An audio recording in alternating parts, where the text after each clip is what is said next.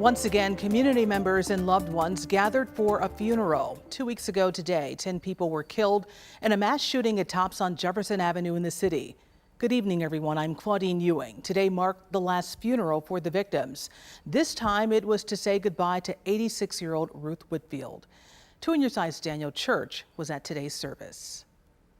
Ruth has 4 kids, 9 grandkids, and 10 great-grandchildren. She also leaves behind a husband who she was visiting at a local nursing home right before she went to Tops on May 14th. To know the meaning of a family woman was to know 86-year-old Ruth Whitfield, even those who weren't in her family tree. She became like a big sister for me. Considered Ruth from the same blood. But her legacy would be one of love. To know love was to also know Ruth Whitfield. It's no wonder that love was given back to her at her funeral. Every aisle filled, Ruth's life was one to celebrate. Now sing it like you really mean it, church. This is my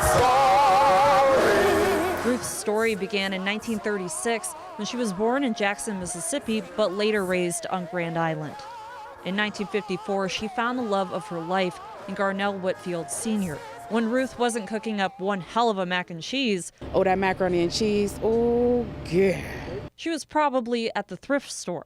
And though she didn't graduate high school, she made sure to finally get her GED, a lifelong dream finally achieved. Ruth was the kind of woman you'd feel lucky to know, and to her kids, a mother devastating to lose. We're not going quietly into the night.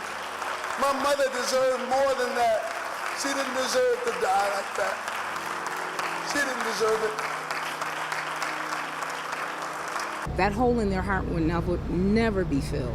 Now her family and an entire community must pick up the pieces. I'm standing here at a funeral for my friend's grandma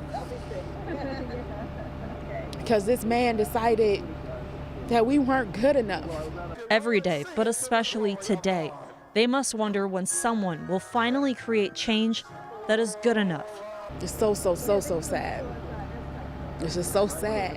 So another one of their angels on earth doesn't have to become an angel in heaven. My soul has been anchored in the Lord.